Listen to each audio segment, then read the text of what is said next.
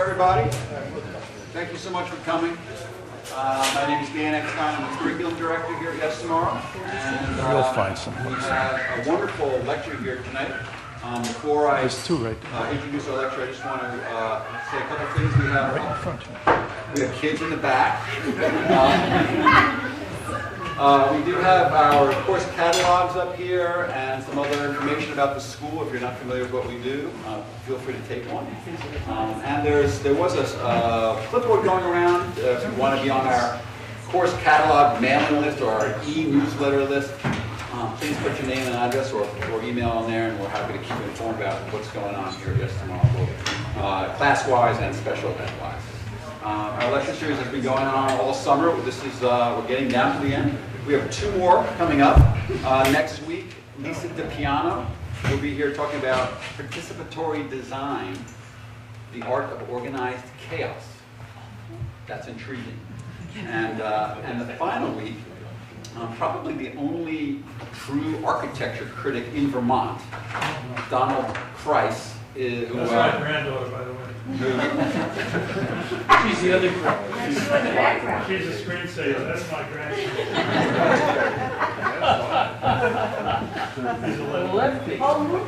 This is hard to compete with right here. Donald Price will be here. He does architectural criticism on VPR and in 7 Days and other publications. He'll be here talking about round barns, square clients, and the state of architecture in Vermont. So he's going to give us a nice overview of what's happening currently architecturally in the state. So please join us for one of those two if you're in the area. Tonight, Ted Ceraldi and his family. This is my son's restaurant. This menu changes on a daily basis. That's a piece of sculpture on the stove in front of the municipal building. Okay. Actually, this is my daughter who just ran a marathon in Vancouver. So, Ted will be talking about the Duomo as a design-build masterwork, subtitled The Egg, the Sunflower, and the Brick. Ted is an architect, a sculptor, a painter, and a professor of architecture. His firm, TMC Architects, has designed over 100 residential and commercial projects, earning accolades across the board, across the spectrum. He was a professor at Syracuse University. He taught architectural design and technology, ecological building systems, and numerous other classes. And his sculptures and ironwork are installed in the United States and in Europe. His installation, The Big Red Swing, is cited in a book, New York's 50 Best Art in Public Spaces. If you've ever been down, what is it, on 3rd Avenue? 39th. 39th and 3rd. Across from Linsky's. Okay, next time you're in New York, seek that one out. He's a graduate of Cooper Union in New York City, and we're really thrilled to have him here, Ted Ceraldi.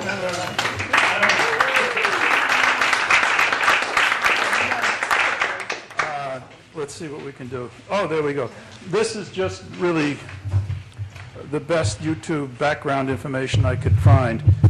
This is an animation by Paul Grohl, and it's a wonderful use of the computer. So what we're going to do is going to go from the 21st century back to the beginning of Renaissance, and actually beyond that, because the influence on Brunelleschi can be traced all the way back to Plato and the Platonic solids, which of course Plato took credit for, but was actually done by his teaching assistant. So, but then Hadrian took credit for the Pantheon, which was actually done by another person, and I think he's buried underneath it with Raphael, but that's another story. So this is going to be background information, and I'll just fill you in, and you'll please excuse me because I can't remember all these dates. While this is going on, this is a computer-generated imagery of the Duomo, which was designed by Brunelleschi, and that's a whole story which we'll get into. But how it was designed, it is the first major dome in Europe in 1,000 years. This is the height of Christendom at this particular point in time. This is right after the Black Death. And the renaissance of humanism is a part of the milieu now, because we want to have a rebirth. 50% of the people in Florence are dead from the Black Death, and so now we're going to celebrate. And the Medicis come to power, and they go right through a couple hundred years. So it's really quite an astounding situation, which will probably repeat itself in the future, I'm sure. So let's just look at this and enjoy it, and we'll get into the particulars of this illustration later. And let me just talk while this is going on. So pay no attention to me, just look at the generator. Could you speak up so we can hear? I will do that. Thank you. Okay.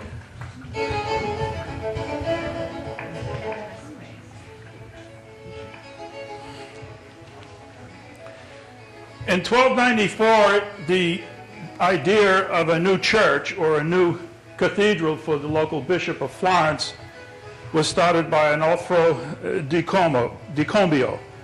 He dies and never finishes the work.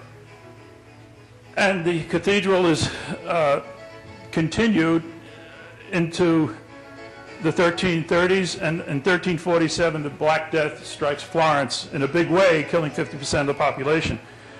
The competition arises for not the Duomo, which is this dome, but for the doors of the baptistry, which has been there since the year 400, actually. It was a small church.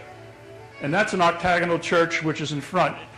In Europe, not in Italy, in Europe, churches are built with the bell tower, the baptistry, and the main church all as one building. Usually a cemetery associated with it. In Italy, you must be baptized before you can enter the church, so the baptismal is in front of the church. Actually, it was there before the church, so they put the church in back of the baptismal. The campanile or bell tower is also a separate entity, which was designed by Giotto. So we have three different buildings in this group. Very similar to the Pisa plain, and I'll have a photograph of that later. And so in Pisa, which is a precedent for this actually, that existed as well. Here you're looking up at the beautiful frescoes, which were done. Now who were they done by? I wrote this down. And it's these frescoes that are trying to be protected. Oh, here we go.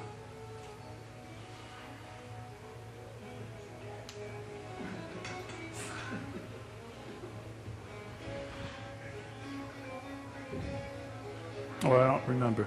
Oh, Cosimo de' Medici commissioned Vasari and Zuccari to do the frescoes, and this is From Heaven to Hell. Okay, and this fresco was applied ostensibly after the dome was completed. And if you go to some of these YouTube locations, there's not one of them that has it right. So don't believe everything you hear on a computer. It's all wrong, and even these illustrations to some extent are wrong, because here you see rings that are indicated as chains around the dome, which are indicated in white marble. They're actually sandstone. Okay? They're not made of white marble. But here, that's the way this illustration is made. And here you can see the fresco. This is what's most important to protect. This is an interior plaster surface. Here's the first shell, the rings, the further structure, then the ribs, and then the outside shell. The ribs coming down on the octagon, which actually are just more or less counterflashing for the roof, and then the top, which is a lantern, which actually holds the whole thing together. So this is really quite a nice illustration of how this thing went together. And what I like about it is no one's talking except me.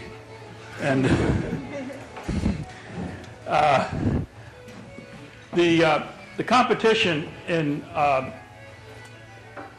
for the doors of the baptistry, there were two entries. One was Brunelleschi, and the other one was Ghiberti, who did, of course, the most incredible doors, the Gates to Paradise, which Michelangelo just drooled over later on in the Renaissance. But Brunelleschi did not get the commission, and in a way I'm very happy he didn't, even though he is the father of perspective drawing, okay? He didn't get the commission, and the commission was given to Ghiberti. Brunelleschi went away, walked away from this situation, downhearted. That was 1401. He decided he's going to go find out how to build a dome because he knows sooner or later it's going to be made. So he disappears and goes to Rome. Now, some of this is speculation and some of this is not speculation as to what he did in Rome.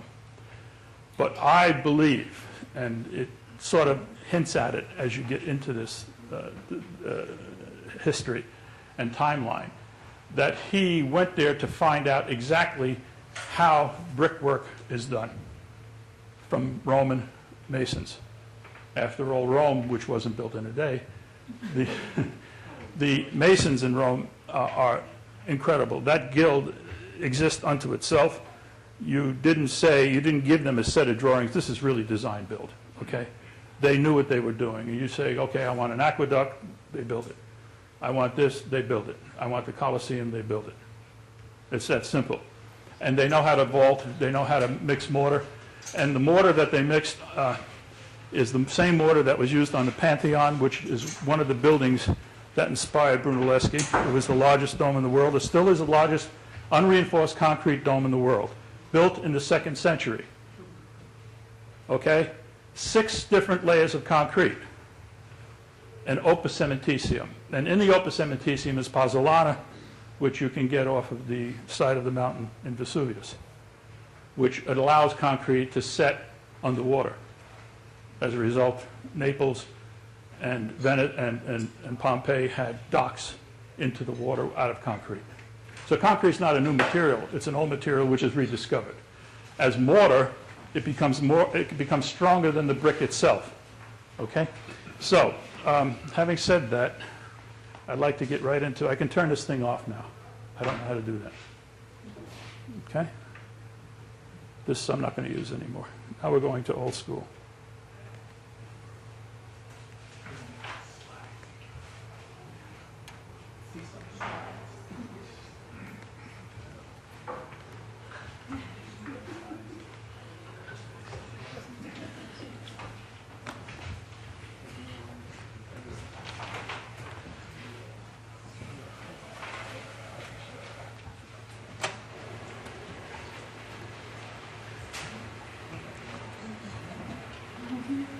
There we go.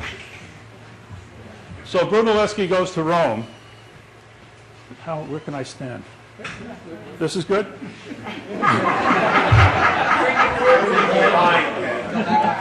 I'll go back here. Excuse me. I'll talk loud. Okay. No, why don't you go this way? Brunelleschi goes to Rome and immediately goes to the Pantheon. And here is a building that was built out of concrete and brick. The porch that we're looking at here faces north. The oculus in the center of the building is open to the sky. So what does that tell you, those of you who are making these toilets that have fresh air coming in? We're bringing in cool air through a shadow in the porch, and we're running it out through the oculus in the roof. And rarely does rain come through that oculus because of the amount of air that's going through the stack effect.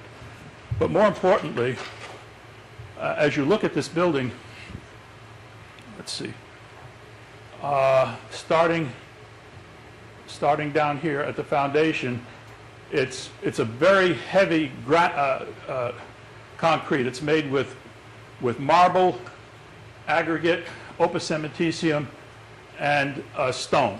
And then as you get up, it changes. It goes. There's 6 different layers here, and you can just from the spring point here, there's 2 layers, and then you get into brick, and at the very top, you get into opus cementitium, which is the work of concrete, and pumice.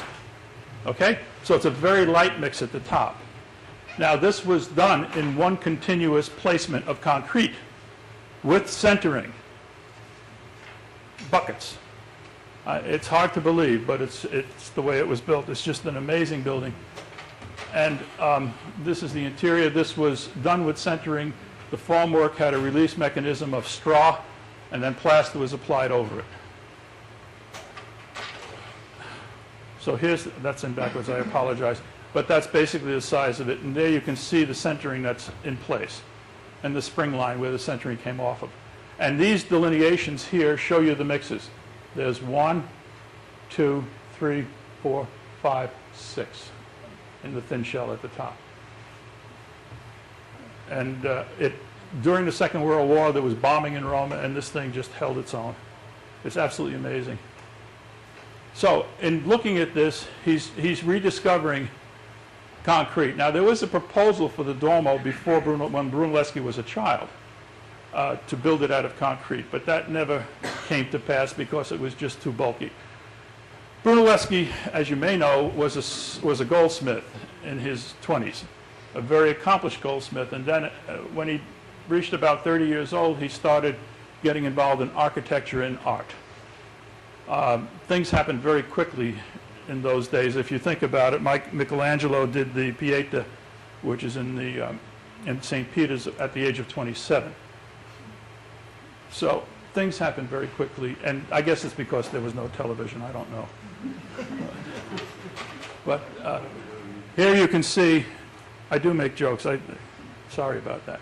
Here you can see, this is a method that he employed, actually. What happened to this thing? Oh.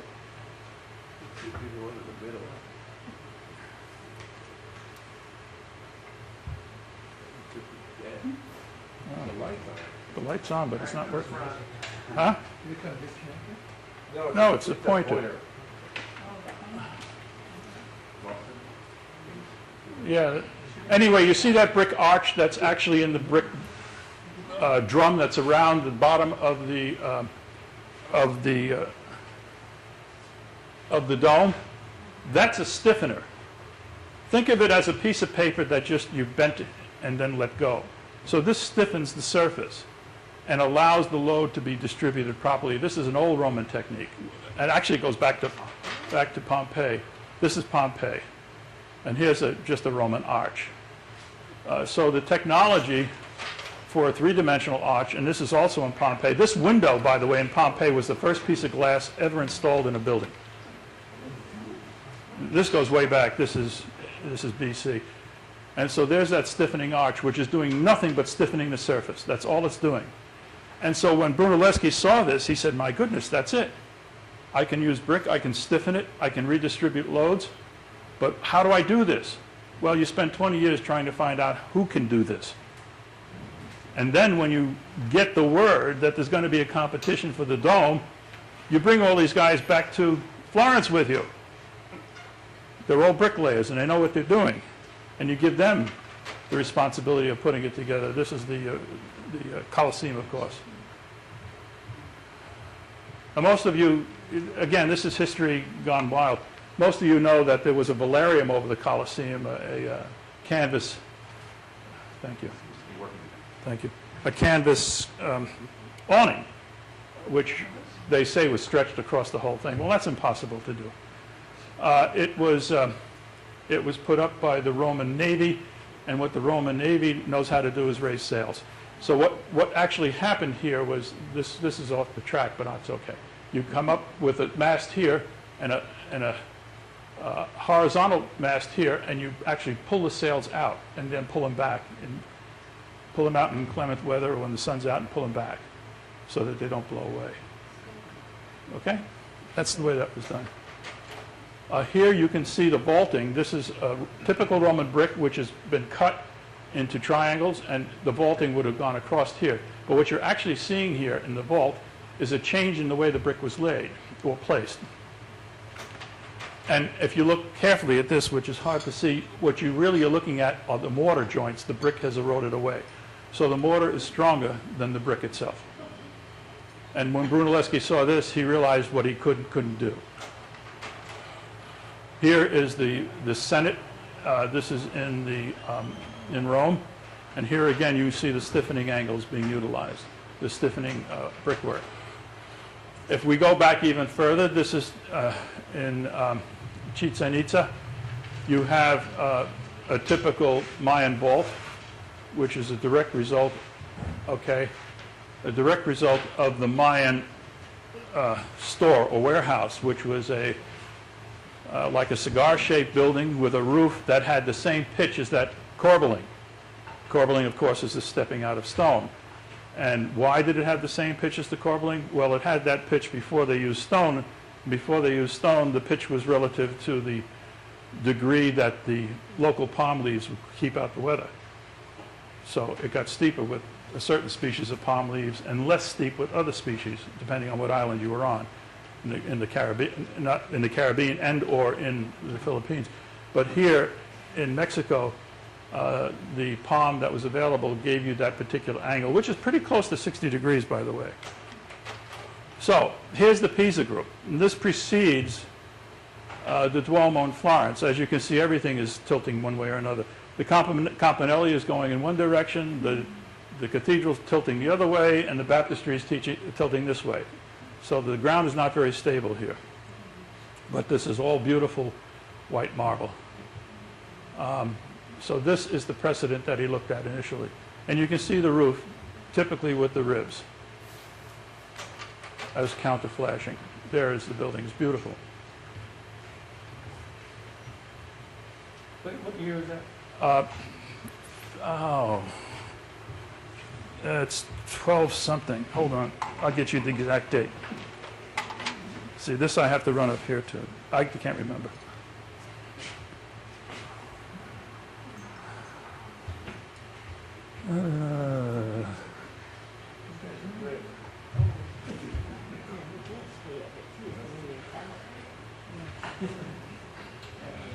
I never use notes when I talk, so I'm kind of lost here.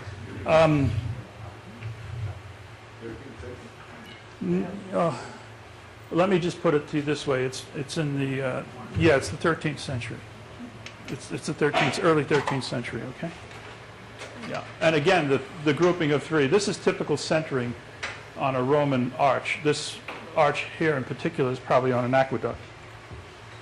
So centering was not used in the Duomo. They did not use wood centering like this because it was for a number of reasons, and I'll get into that in a minute. This is centering on various kinds of Roman centering and the heavy timber construction, as you can see. Most centering and most Roman centering was based on what 4 people could lift, which is interesting because some of this stuff looks like 4 people can't lift it. And I don't know who did these drawings, so this is actually 20th century stuff that's been redrawn. But if you look at, and here is the Museum for Roman Antiquity, and beautiful arches that have been done. So this is contemporary. This is contemporary. This is Saint Benoit du Lac at the other end of Lake Montfermeil in Quebec. And this is a local mason who talked the monks into doing this. And you can see the incredible use of material and how one brick can be so pedestrian and another brick be so beautiful in between. So it's a wonderful combination, and the dichotomy between the two is very sophisticated. So, and here, of course, is another friend of ours who did this in California. It's Frank Lloyd Wright. And here we have Louis Kahn. That's a segmented arch. Here we have Theodore Ceraldi, a segmented arch. And here we have a hen and chick, and you can see it starts as a pentagon and then works its way out. But this is the Fibonacci series. Here is a copy of that as a bridge. There's some more, and this goes to packing mechanism. Now, these are the things that Brunelleschi could observe, and he did observe these things. Here's bales of hay. As a packing mechanism, they turn into hexagons because of gravity. And you can see them starting to turn into hexagons, which is really quite interesting. So you have hexagons, which is a packing mechanism, and you see this in paper wasps, but you don't see this in bees. They're kind of weird. They know what they're doing. So they actually make hexagons. That's a whole nother lecture. But fascinating. And here we can see the structure of ribs. And all of this is what Brunelleschi looked at. He was not trained as an architect. He was not of the higher echelon of Florence. Either was Ghiberti either, but he was the celebrated artist of the day because of his doors. This is the death mask of Brunelleschi. I don't know if you knew about this, but that's his death mask, and it's in the museum in Florence. So as we look at the top of the dome, you start to see how these diagonal bricks are laid in the dome. And what's important to understand here is that we don't design buildings from the bottom up. We design them from the top down, because that's the only way to resolve the forces eventually. So how did this building come about? And I have the experiment to show you that. I need a volunteer.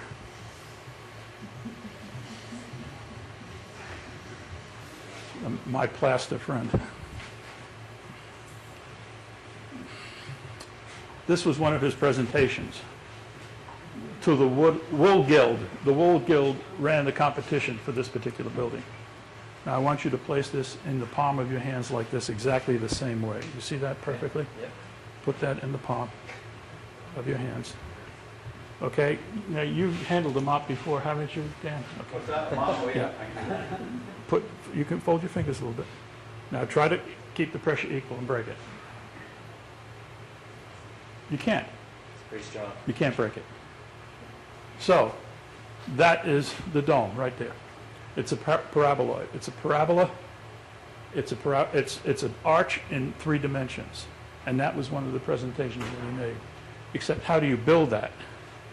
So that was the other issue. So we get back. So that's another observation. Thank you so much.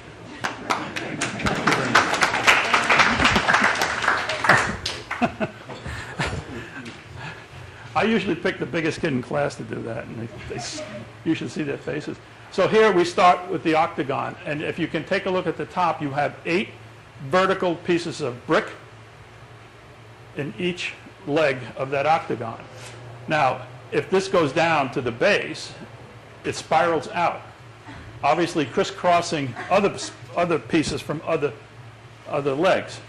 So what we have here is an opportunity to maintain a design through the entire 2 layers of the dome, the inner layer and the outer layer.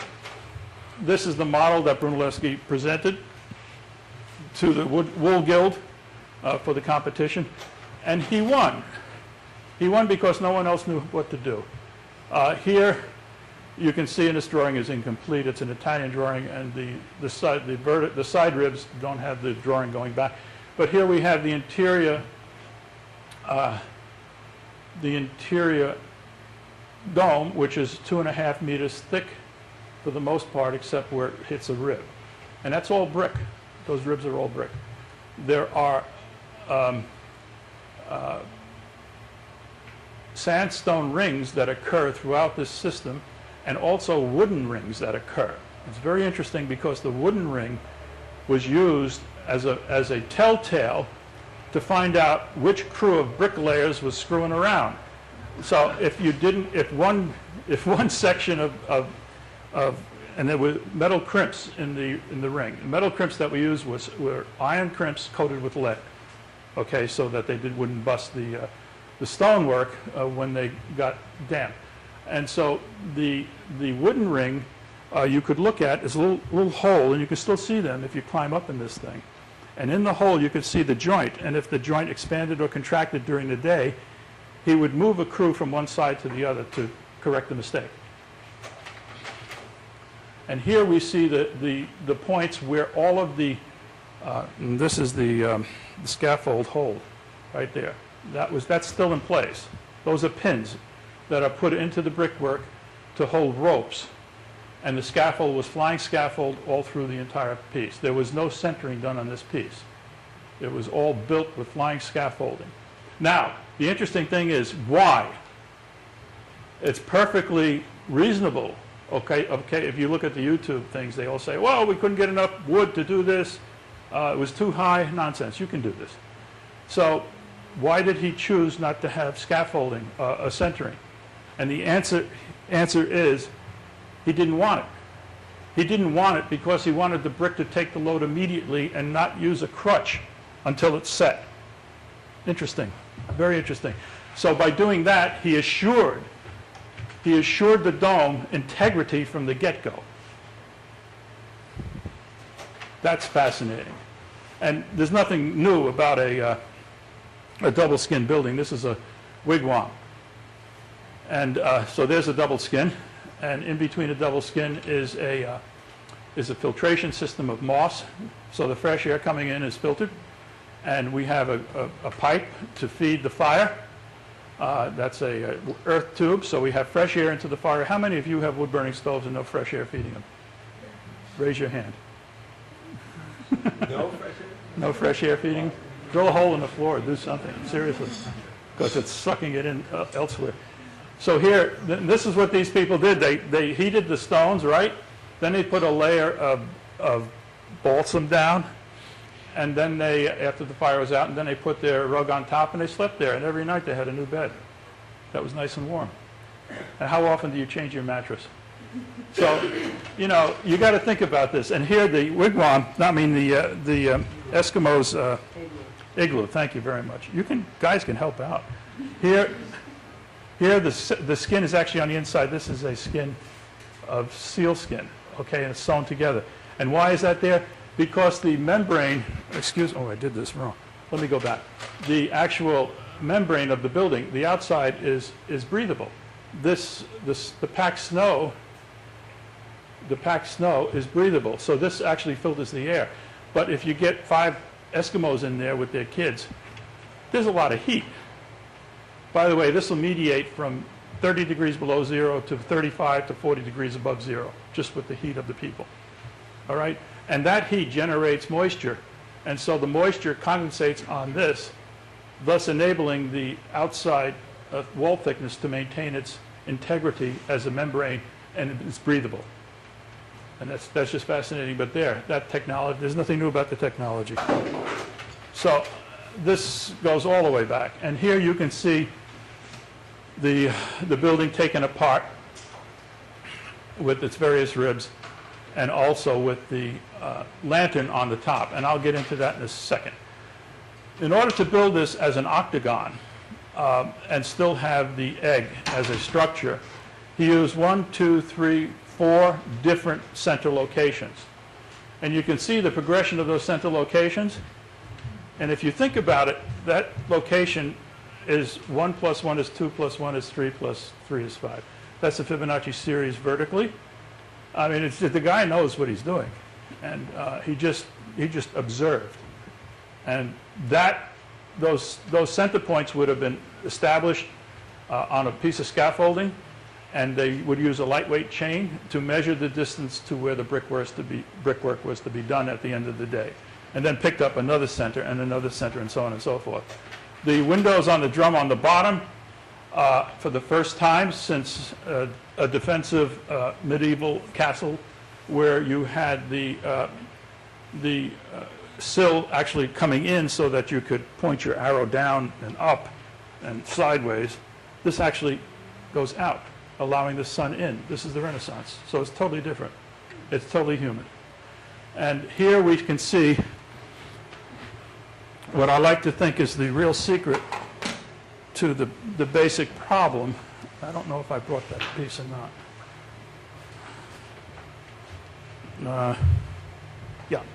I think I did. Yeah. This is a tetrahedron. This is the first platonic solid. It's the first 4-sided object in the universe. There's 5 platonic solids. Actually, there's 6, but that's another lecture. Plato looked for the 6th for his entire life and never found it. That is that. Can you see that? There we go. You see the shadow? Look at that. So he knew about these.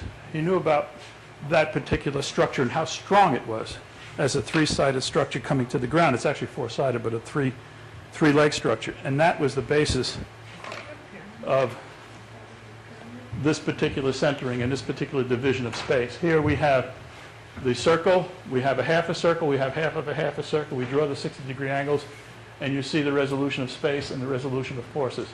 This wants to go in. This wants to go in. The lantern on the top is holding that from collapsing inward, okay? And that is just a massive piece of marble that's put together. And so that's preventing this thing from collapsing. The forces are in equilibrium, and that's the secret to this design. If you have equilibrium, you do not have anything but load coming straight down. So the vector is straight. There's no torque, although you may think because of the diagonal there's torque, but there's no torque. So there's no torque, there's no shear. It's all dead load. That is genius. And here, this is a diagram. This is not actual. But here you get the idea of how these things went through both domes. Here, if you take a look at the top, if it was round, the failure would occur between the piers. And so here he realized that somehow he has to resolve the forces in between these piers as a straight line. But in order to make a straight line work, you have to make sure that that circle force is within that straight line. So I got to get up here again, sorry. So what happens is this, this circle, this line here, actually has to fit within this. Okay, and in order for that to happen, this has to have additional ribs in there to take that load. So that's how that occurred.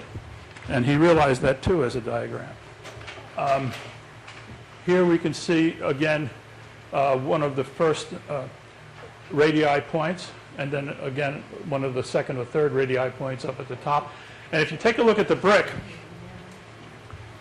this is 180 degrees, each one of these corners here. Okay? The brick size becomes terribly important. And the brick size for this particular building was a basalis, which is the smallest of the Roman brick. This is half a basalis, which is what he used for the most part, half a basalis. A basalis is 19.7 centimeters square. A sequipedalus is 44 centimeters square. And a bipedalus is 59.2 centimeters square. I'm going to give you a handout. I think I have a few of these. And these can be divided into halves, little squares. They can be divided diagonally, which was the case in Rome. And so this was the basis for all Roman brick. There were 3 different sizes, which coincides, by the way, and that's what I got this out for, which coincides with the Roman grid of land. After they conquered someone, they laid out land. And the actus, which is 120 by 120 Roman feet, and a Roman foot is 11 5/8. The Italians have little feet. And the century, which is the next size up, is 20 actus on a side. And then the saltus is 5 centuries on a side. Now, that can be compared to 40 acres to a 600 and some odd acre plot. So 40, 40, 40, 40, and so on and so forth. And we took from the Romans our surveying method under Jefferson, who commissioned the first chain, which was 66 feet long. So here we have that. And these particular sizes become important because the actus, which has 170 foot across the diagonal, is the actual size of the floor plan of the Pantheon. So build me a building. Sure, boss, what size? Make it 1 actus big. And so that became a way of describing what you wanted done, and a way of subdividing land into cities and plots. And very sophisticated, very simple, and all based on 2 surveying instruments which would allow a Roman to see approximately, very close to the American chain, 60 foot in one direction. So it was 120 foot in the other direction. The actus is 120 foot on the side. Okay, all right. So that's as far as they could talk. That's as far as they could see accurately. That was the size they used. Very simple. So we can probably put that, here you see the circle being inscribed in the actual size of the interior dome. And the interior dome is thicker than the exterior. This is me walking up, which is kind of cool, by the way. That was really fun. And you can see the diagonal brickwork coming through everything. Now, you'll go to YouTube and they'll say that those ribs are made of marble. Well, they're not. They're made of brick. Look at them, for goodness sakes. So you don't believe everything you hear on the... And here you see at the top, we got the 2.5 meter thick dimension, which is clearly indicated at the bottom, then 130 cms, and then 40 or 90, I can't see that part. But here we have the brickwork approaching the top. And here you can see the flying scaffolding and how it was actually used. But the real secret to building this thing were two machines, one called the oxen, or the ox crane. I may be getting the last word wrong on that. And the other one was a, I got to get this right in Italian. Can't remember it. Sorry. The other one was the ox hoist and castello. The ox hoist worked vertically, castello worked horizontally. And vertically meaning that it would hoist up the brick. And it was 4 million brick. Okay, now if any of you have made brick, and this is 30 to 36, 16 years of construction, if any of you made brick, how many trees do you have to cut down to fire 4 million brick? How long does that take? Where does it come from? The special barges made to go up and down the Arno. There's a total of 70 million tons of material that this dome is made out of. That's the total weight. And that's all calculated because he designed it from the top down. Here you can see that particular piece of masonry that he's lifting is this. It's that same size. So I just ran this through the planer this morning, and there you go. Actually, this cut in half would be another one. This cut by 2/3 would be another one. And interestingly enough, this is 8 by 16 by 2. Sound familiar? Dimensional lumber didn't come into play until 1830. I don't know. So nothing's new under the sun. I believe that it's absolutely true. Let's see what we have next. You can see I'm well prepared for this. All right. Of course. The Fibonacci series. You've probably heard this over. My kids go crazy. Not the Fibonacci series again. This thing's dead. Oh, there we go. And so here we see the spiraling out of the growth of the sunflower. But it spirals in two directions, by the way. And it's all 1 + 1 is 2 all the way around. Now the sunflower, which is really interesting, which was observed by most people who built, it grows and the sun comes up and it goes, it's the first tracking photovoltaic. And then it goes back like this at night and it goes, and all the while it's just strengthening the stem because the stem is the only thing getting exercised. Why is it strengthening the stem? Because when it gets old, it goes like this. And all the seeds fall out. Now, if you take a look at the seed, you can abstract that into one of the platonic solids very easily, but an extended base, which is a tetrahedron, octahedron. Okay? It's 4 and 4 is an 8-sided platonic solid. All regular polyhedra on the side. That's what determines a platonic solid. And one side is a little bigger than the other side. So it's a exponential growth pattern which pushes another one out of the way, and it gets bigger to do that.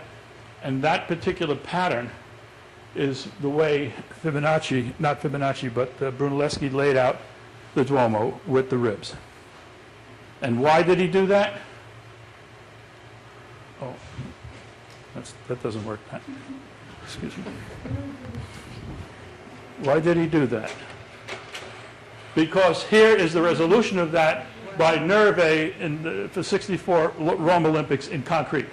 He was the first guy to take it all the way. Fabulous. Absolutely fabulous.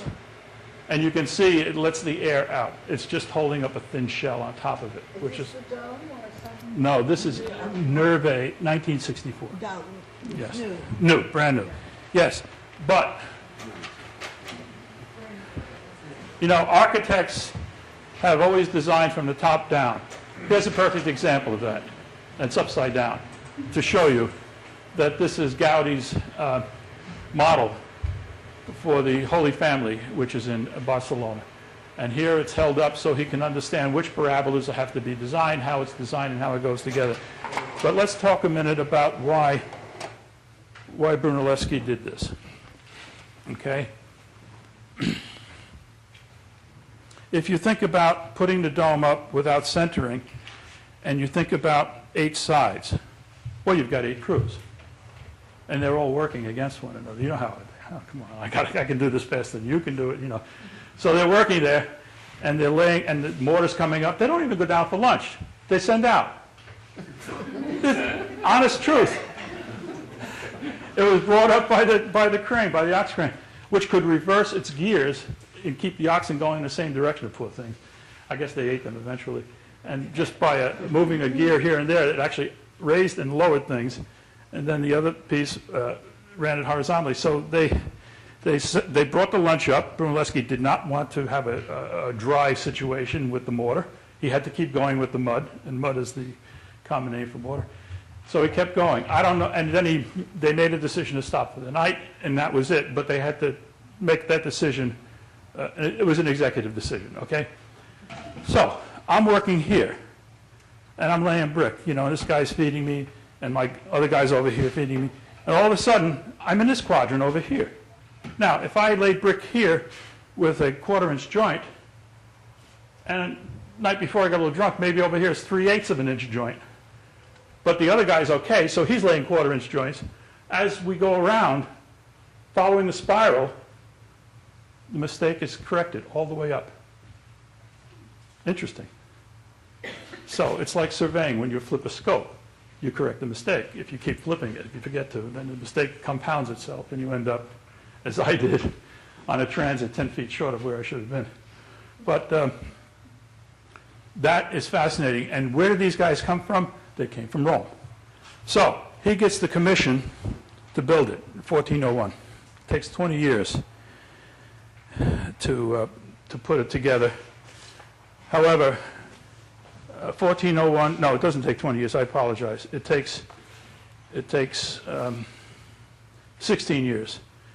Ghiberti is put on as the quote-unquote de Medici, you know, guy who's going to make sure that Brunelleschi does everything right. Now, Brunelleschi hates Ghiberti because he didn't get the commission to do the doors on the baptistry. All right? That's when he split to Rome. So he says, I'm not going to work with this idiot. Okay? Now, you got to understand that Brunelleschi's father was he was a notary. I mean, he didn't grow up in the higher echelon of society in Florence. So he was a commoner, and so was Ghiberti. But Ghiberti got up and raised up to another level, so he thought he was more important, you see, which you should never do. Anyway, Brunelleschi, knowing that his bricklayers, who he had brought with him, wouldn't work under Ghiberti, Brunelleschi faked sickness for a month. He said, I can't come to work, I don't feel good, I'm suffering. They didn't know what to do. The Wool Guild goes crazy, the Medicis go crazy. Please come back, please come back. And I come back under one proviso, you get rid of this guy. And they got rid of him. And he was able to finish the church and work with his men. And he was there every moment of the day making decisions. And my friends, that's the story of the Duomo.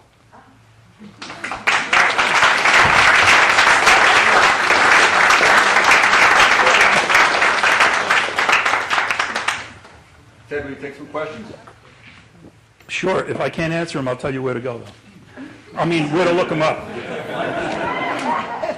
Yeah. Yes, go right ahead. Anybody? I have the dates written down. I can't remember all this stuff. Anybody? Yeah, and you mentioned that the mortar got thinner as it went to the top. Not necessarily. The mortar stayed the same. The joints were predetermined. In other words, I want this kind of joint. But it might have happened on an occasion when the mortar wasn't quite the same joint as the joint from the other day. Just because, if you think about it, you're lifting this, and you got mortar in this hand, and if the mortar isn't the same weight as this, you know, or you don't put enough mortar, you know, all of a sudden this arm gets heavier. It's not balanced, and that's what a bricklayer tries to do: take enough mortar on his trowel, thank you, in order to balance the weight so not one arm is working more than the other. And he throws half of it away, after he beds the joint. So that's what was happening. And sometimes it's a little thinner, sometimes it's a little thicker. Usually it stays the same for that particular day. It may get thinner at the end of the day or thicker at the end of the day, I don't know. And I guess the same with the bricks, that on different days it might be different. That's a good question, because the bricks varied from 1 1/4 inch to 1 3/4 of an inch, and occasionally you get a 2-inch brick in there. So selection of material became important, and it came off the boat one way, whatever they were making. So someone had to make a conscious decision about what was going to go up on that ox crane, and that was controlled on the bottom of the building. So they actually made selections down at the bottom. And I think Brunelleschi was in charge of that, to be quite honest with you. Well, why are those bricks that size? The brick is divisible. Okay, it's a modular condition. You can divide it in half. You can divide it into 4 pieces. You can divide those 4 pieces diagonally into 4 times 16 pieces, okay, or 8 pieces, and so on and so forth. So everything was modular. As I said, the surveying was modular. The brick was modular. It was logical. It was something you didn't think about. And the forms then, therefore, were the same throughout antiquity, the Roman Empire. All the forms were the same. Everyone who was a bricklayer, who studied making bricks, knew how to make them. It was that simple. It's just a simple way. They're standard today, for the most part. But you can get different sizes today. But for the most part, they were standard back then. The interesting thing about it is the 8 by 16 on the smaller brick. And if you go back to the early structures of mankind, the Stone Age, and you get these logs in these houses, they're usually about 8 inches in diameter. Why? Because that's what you can grab. Fascinating. So it seems to be a logical size. The Roman foot is smaller. The Roman cubit is smaller. The Roman cubit goes from here to here. The Egyptian cubit goes from here to here. Of course, the pharaoh is.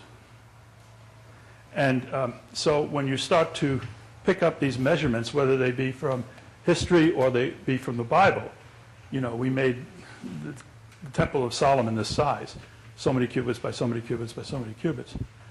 It's Egyptian cubits, not Roman cubits. So that mistake is made in history all the time. But what's interesting, I'm on a tangent. What's interesting about this is a real tangent. What's interesting about that particular size is that size existed before instruments were made, and the instrument was made for the acoustic of that size. Chamber orchestra. Violin wasn't invented for a symphony hall. It was invented for that particular size. Fascinating. And all the other instruments followed suit because of the length of vibration necessary to produce the sound decay and vibration. Yes? Were the bricks made in Florence, or were they? They were made all over. All over. All of them. And so they did come off the boat. Yeah, so they came down the river from the forests. I guess they had kilns up there. When they built the Colosseum, they had kilns locally, and they brought the wood in. But that was a major project, and that was bigger than this. And just making those bricks took forever. And the clay, they had the clay, they brought the clay. Jefferson built where he built because he had clay. At the bottom of that particular mountain was really a big hill. At the bottom, the red clay was right there to be used, and so was the water. So what you find locally, you build locally with. And that was still the case here. Yes? He brought the mastery, the bricklayers from Rome, because they know how to do it. This is supposition on my part. Oh, okay. But it's clearly indicated when he got sick that they wouldn't work. What does that tell you? It tells me everything about who they are and where they came from. Okay? So, to do this work, the bricklayers have to have helpers, usually kids who are carrying stuff to the site. It was a guild. So you have the guys who are making the mud, the guys who are hoisting the brick and moving them on it's all part, and you build yourself up to being a bricklayer. Right.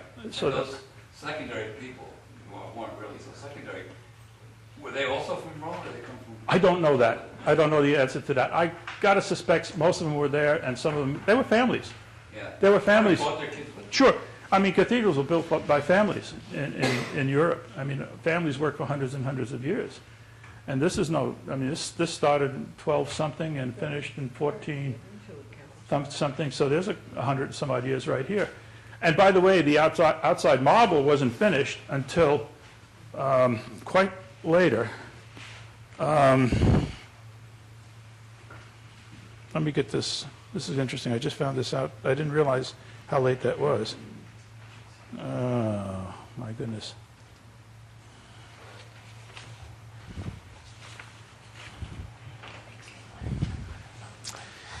'14th century, 1887, the outside marble was put on that church.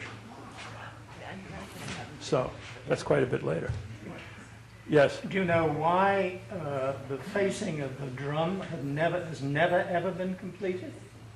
The outside facing of the drum. Right. You mean the shingling and the No, the marble work or the stone work. where at the at the bottom of the drum? Yes. Oh. No. I know he created Roman niches around that for various saints, okay, which was a later concept. But the outside facing, no, I don't. I heard the story they got Michelangelo to do a design, That's very possible. but it was never finished. Michelangelo was involved immediately with the baptistry because the baptistry was failing when Michelangelo was working. And he was working on St. Peter's at the time, and he was responsible for the iron chain in the baptistry, which was never there. So he was around town, and he may have had something to say about, I mean, everyone pitched in. I mean, Michelangelo, how many architects came before him on St. Peter's? I don't know. 5, 6, I don't know. And so his design was completed after he was dead. So these things continue, and they continue today, and it depends on what pope is running the show and what he wants to do. I mean, it was a Greek cross-axis initially as a design, and it got extended under one pope because he wanted a grand building. And if you've ever been there, you can walk down the center aisle, and there's, St. Peter's Cathedral, these charts, and so on and so forth, and he's still not at the end. This thing is monstrous, and and that dome is not as big as this dome. This dome is bigger, which is fascinating. Anything? Yes. Yes. In Brunelleschi's Dome, Yes. which was published maybe 7, 8, 10 years ago. I don't know. I don't know if you ever read. There's so many publications of that. Well, it was popular, but he mostly got wrapped up in the centering and also the machinery to get the brick up and down, and didn't talk a whole lot about how the dome was constructed itself. Now, what I remember and maybe this is what I'm wondering. My first year history teacher said, "Oh well, Brunelleschi's dome, he did it with clay pots." No, Now, I don't think so. could he have been talking about some other church? I have no idea.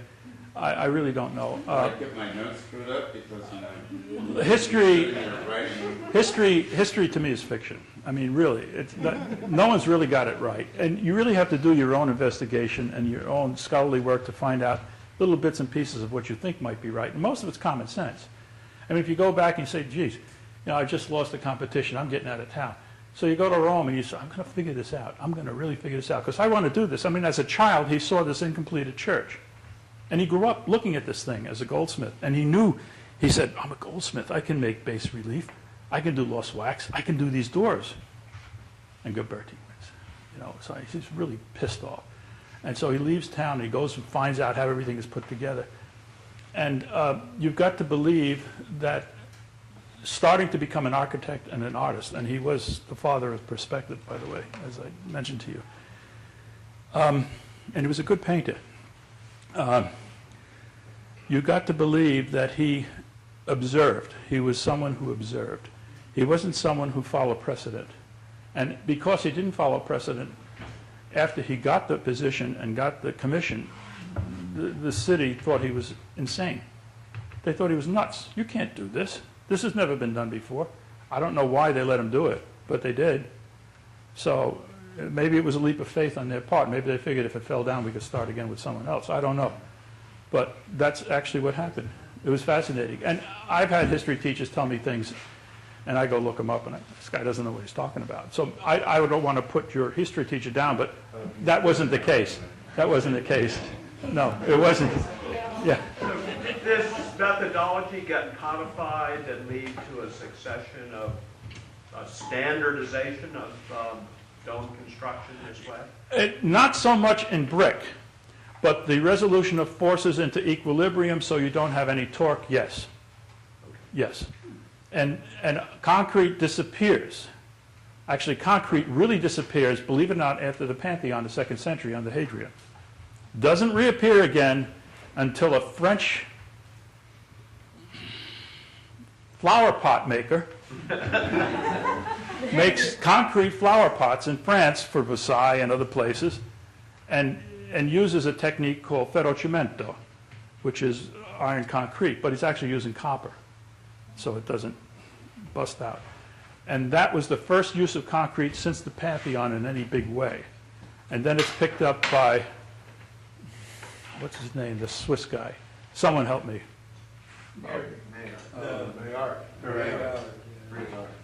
Yeah, the bridge work. The bridge work in Switzerland. And all of a sudden, concrete is rediscovered. And the next thing you know, Nervi jumps on and builds himself a boat out of ferrocemento and sails the Mediterranean in a concrete boat. You like that one? but it's just, and when you think about it, it disappeared for over 1,000 years. It was gone. And so what's going to disappear from our generation to the next 1,000 years? I don't know. But if we have a pandemic, we may have another renaissance. Because that's essentially what happened then. Who knows? I don't know. My understanding is that concrete is a mixture of cement under compression and steel under tension. And cement is what the Pantheon was made out of, not concrete. The what? Cement was what? It wasn't made out of concrete. No. It was made out of cement. Opus cementitium, the work of cement, is just a part of it. Concrete is cement, aggregate, sand, and reinforcing if you want it. But that's concrete, okay? And sometimes there's an admixture in there, which could be a pozolith, but it's pozzolano, used to be there.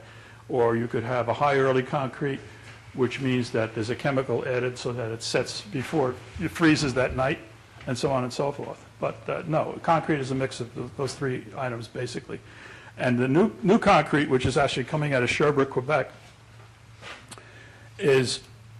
gets down to the molecular level so that even the space between the molecules is filled with the powder in the cement is so fine that they are achieving, and they did it on the bridge going into Montreal from Vermont. They put a 1.5-inch deck on top of little studs, and the compression strength of the deck is 20,000 psi. 20,000 psi for that much concrete. And it comes out almost like a liquid. It's amazing what and they're doing it, it's nanotechnology is what's going on with this stuff. It's really incredible. Just incredible. Yeah. Anyone else have a question? What was the sixth? Sixth course was the top. The solid, the platonic solids is that there were 5. Oh, I'm not going to tell you what the sixth one was. But the sixth one wasn't discovered. Which one was it? I think I discovered it. But I'm not going to tell you. I'm publishing a paper on that one. It may be wrong, but it's I posit this, and so someone has to prove me wrong. Give us a preview then. It all has to do with a regular polyhedra. Regular polyhedra means each surface is the same as the other surface. Okay? That's all I can tell you. That'll be next summer's lecture. Next summer's lecture. Thank you so much, Ted. Okay.